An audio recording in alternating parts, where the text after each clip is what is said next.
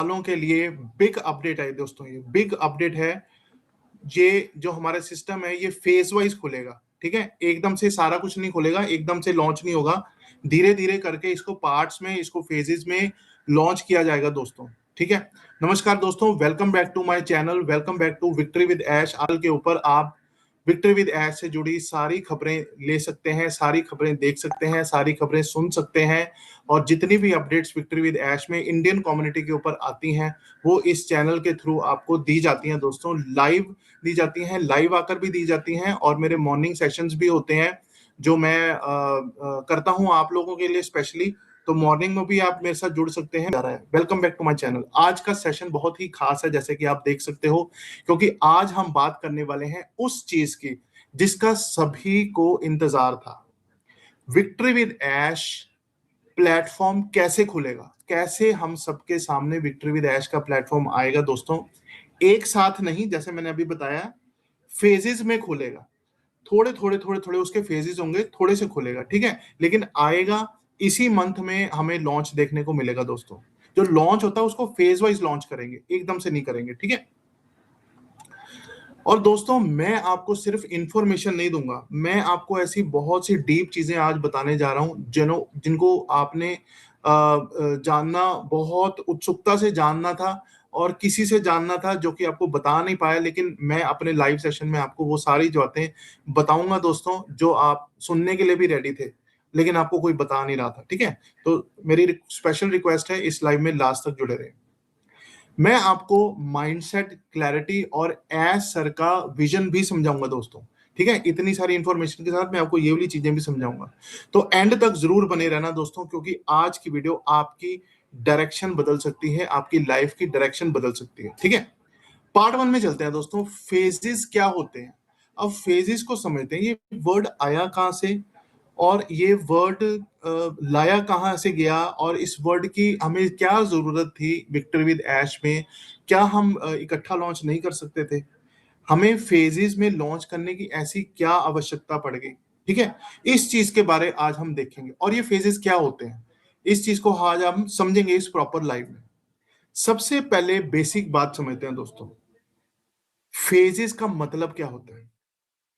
Phase one शुरुआत, phase two expansion, phase three growth, phase four massive scale. ये चार question हैं आज के। ठीक है, इसको डिस्कस करते हैं। एस सर ने डायरेक्ट लॉन्च क्यों नहीं किया दोस्तों? एस सर ने डायरेक्ट लॉन्च क्यों नहीं किया, इसके पीछे क्या रीजंस हैं? क्या वो वो हमारे सामने नहीं लाना चाहते एकदम से?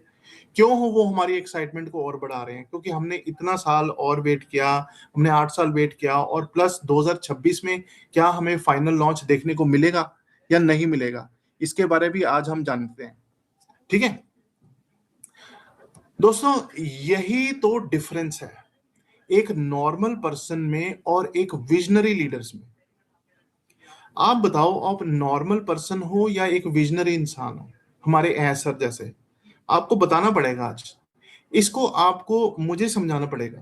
पहली बात, सर हमेशा कहते हैं धीरे धीरे ग्रो करो लेकिन स्ट्रॉन्ग फाउंडेशन के साथ। अब सर की फाउंडेशन की नींव क्या है? सर की फाउंडेशन की नींव हम है, हम लोग हैं नींव उनकी। ठीक है, और यही स्ट्रेटजी यहां अप्लाई हो रही है दोस्तों। इसी स्ट्रेटजी को लेकर सर चल रहे हैं दोस्तों, कि उनकी अगर फाउंडेशन इतनी स्ट्रांग है, इतने पॉजिटिव जो मेंबर्स उनके साथ जुड़े हुए हैं, तो हम ही उनकी जो बोलते हैं ना नींव, नींव जो जैसे हम मकान बनाते हैं या कोई बिल्डिंग बनाते हैं तो उसकी नींव स्ट्रांग करनी पड़ती है। तो नींव हम, वो नींव क्या है? वो नींव हम फाउंडर्स हैं दोस्तों। ठीक है, अब सर का विजन समझते हैं दोस्तों। अगर आप सर को फॉलो करते हैं तो आपने नोटिस किया होगा दोस्तों, वो कभी जल्दबाजी में डिसीजंस नहीं लेते। वो हमेशा आराम से सूझबूझ कर अपनी आईटी टीम के साथ डिस्कशंस करते हैं कि हमें क्या चीज पहले लानी चाहिए, क्या चीज हमें बाद में लानी चाहिए और कब लानी चाहिए। वो हमेशा पहले डिस्कशंस करते हैं, ठीक है, अपनी टीम के साथ। वो हर स्टेप को सोच समझ कर उठाते हैं दोस्तों। उनका जो एक एक स्टेप होता है लाइफ का भी हो या बिजनेस से रिलेटेड हो, तो वो अपने पहले सलाह मशवरा करते हैं, सबके साथ करते हैं कि किस चीज को लाना चाहिए, किस चीज को नहीं लाना चाहिए। इससे क्या होता है, बिजनेस में ग्रोथ होती है दोस्तों। आपको एग्जांपल देता हूं दोस्तों, जब भी कोई बड़ा सिस्टम बनता है तो वो पहले टेस्टिंग मोड में जाता है। सबसे पहले उसकी टेस्टिंग मोड होती है, उसके बाद वो लॉन्च होता है दोस्तों। ठीक है, सबसे पहले वो टेस्टिंग मोड में चलता है। एग्जैक्टली वही यहां हो रहा है दोस्तों। पहले हर चीज की टेस्टिंग हो रही है। ठीक है, जो भी प्रोडक्ट बन रहे हैं, बैकएंड में बन रहे हैं, जो भी सिस्टम उनका एसर का बन रहा है, मुझे नहीं पता कौन से प्रोडक्ट बन रहे हैं, मुझसे पूछना भी मत, क्योंकि ये सारी चीजें एसर ही आपको लाइव आकर बताएंगे दोस्तों। मुझे कुछ नहीं पता। पहले लिमिटेड लोगों के लिए ओपन होगा। ठीक है, पहले मतलब कि फेज वाइज ओपन होगा, और वो कुछ लोगों के लिए पर्टिकुलरली ओपन होगा। ठीक है, कुछ लोग, कुछ परसेंटेज ऑफ पीपल के लिए वो लाइव होगा। ठीक है, फिर धीरे धीरे एक्सपैंड होगा। धीरे धीरे जो उसकी क्वांटिटी है उसको बढ़ाई जाएगी। आप लोगों ने नोटिस किया होगा, जब आप विक्ट्री विद ऐश में लॉग इन करते हो तो वहां पे जो आपकी सर्कल की लिमिट है उसको भी एक लिमिटेड दिया हुआ है। एक लिमिटेड आपको लिमिट दी हुई है कि इससे ज्यादा आप सर्कल बढ़ा नहीं सकते। क्यों नहीं बढ़ा सकते, उसके लिए बिल्कुल जायज रीजंस हैं, क्योंकि वो इतना रश नहीं करना चाहते कि एकदम से मैं रश कर दूं, एकदम से सारे लोग ज्वाइन हो जाए, ये हो जाए, आलतू फालतू लोग जिनको ट्रस्ट नहीं है, जिनको एक्चुअली अभी विजन क्लियर नहीं है, जिनको कॉन्सेप्ट ही अभी समझ नहीं आया, अगर वो भी ज्वाइन कर जाएं, फिर ज्वाइनिंग करवाने का फायदा क्या है। इसीलिए उसमें हमारे विक्ट्री विद ऐश में एक लिमिट सीटें दे रखी हैं कि आप सिर्फ इतनी सीटों के साथ लोगों को ज्वाइन करवा सकते हो।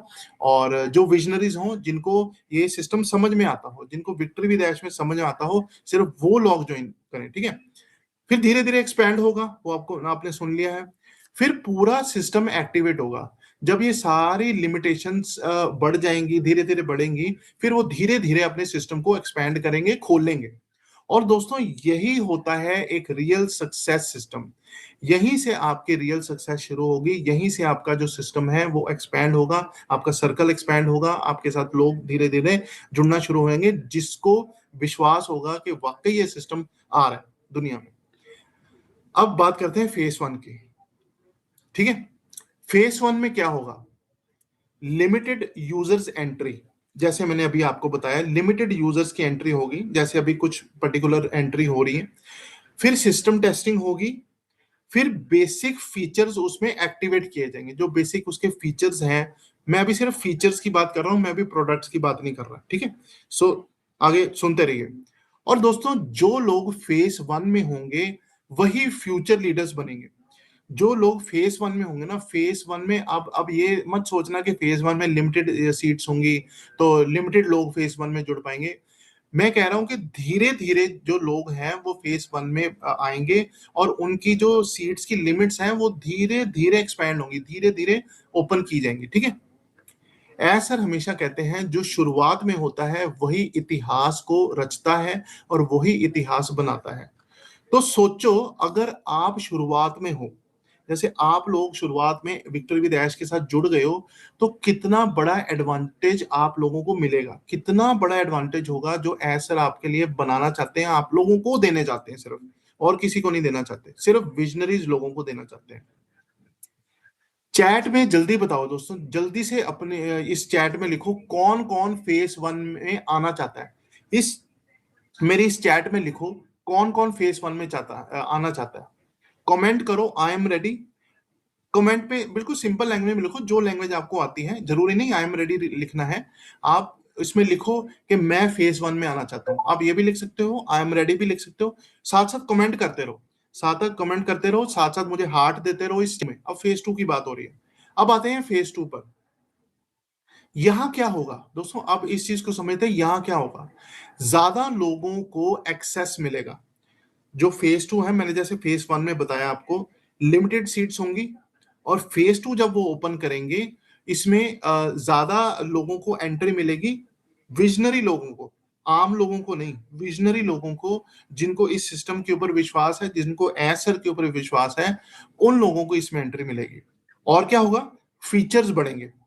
आप देख सकते हैं कि साथ साथ इसमें जो और फीचर्स ऐड किए जाएंगे, फीचर मतलब होता है जैसे और ऑप्शंस ऐड की जाएंगी। आप साथ साथ देखोगे वो बार में ये ओपन हो रहा है, वहां पे ये ऑप्शन अलग से दिखाई दे रही, वहां पे ये ऑप्शन अलग से दिखाई दे रही, फिर उस ऑप्शन का काम क्या होगा वो भी आप वहां पे देखोगे, ठीक है। तो अलग अलग फीचर्स इसको बोलते हैं। और तीसरा क्या है, इनकम अपॉर्चुनिटीज शुरू होंगे, आपका favourite topic, income. Income opportunities आपको वहां पे नजर आएंगी, अलग अलग टाइप की इनकम, ये नहीं कि एक जैसी इनकम, ना ना ना ना, अलग अलग टाइप की इनकम की जो प्लान है वो कैसे करना है, उसकी प्रॉपर आपको ट्रेनिंग दी जाएगी। हर एक प्रोडक्ट की आपको ट्रेनिंग दी जाएगी, अगर प्रोडक्ट्स उसमें आएंगे दिखेंगे तो उसकी आपको पहले ट्रेनिंग दी जाएगी, ठीक है, सबसे पहले ट्रेनिंग होगी, ठीक है। फीचर्स तो आपको दिखेंगे ही दिखेंगे। और यहाँ एक इंपॉर्टेंट बात, जो लोग फेज 1 में थे वो यहाँ ऑलरेडी ऐड होंगे। ऐड मीन्स आगे होंगे, वो जो फेज 1 में होंगे वो फेज 2 वाले से, और फेज 2 वाले जो होंगे वो फेज 3 वालों से, फेज 3 वाले जो होंगे वो फेज 4, ऐसे फेज वाइज उनको ओपन किया जाएगा। हर एक बंदा एक दूसरे से आगे होगा दोस्तों। अब इस चीज को समझते हैं, early action is equal to बड़ा फायदा। जो इस सिस्टम में पहले से जुड़े हैं, जैसे आप लोग अगर इस सिस्टम में पहले से जुड़े हो और आपका टाइम एंट्री का टाइम नोट होगा, आपका सारा कुछ नोट होगा, कब आपने रजिस्टर किया, कब आपने इसको प्रॉपर केवाईसी की, वो कौन सी डेट थी, रजिस्ट्रेशन डेट थी, वो सारी चीजें नोट होने वाली हैं दोस्तों। और उसी के अनुसार फर्स्ट कम फर्स्ट सर्व्ड का आपको फॉर्मूला पता होगा, तो वैसे आपको इसकी प्रॉपर एडवांटेज उठाने को मिलेगी दोस्तों। एडवांटेज मीन मौका मिलेगा आपको, पहले मौका मिलेगा जो लोग पहले आए हैं, ठीक है।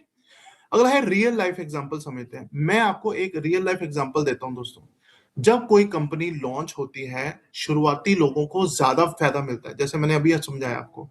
बाद में आने वालों को थोड़ा स्ट्रगल करना पड़ता है। स्ट्रगल नहीं करना पड़ेगा यहाँ पे, थोड़ा सा जो मतलब कि जैसे बोलते हैं ना, टॉप पर बंदा है को ज्यादा फायदा होगा, फिर उसके नीचे, फिर उसके नीचे, फायदा सबको होगा, नो डाउट फायदा सबको होगा। लेकिन जैसे जैसे वो लर्न करता जाएगा इस प्लेटफॉर्म को, वैसे वैसे उसको अर्निंग करने का भी मौका मिलेगा, ठीक है।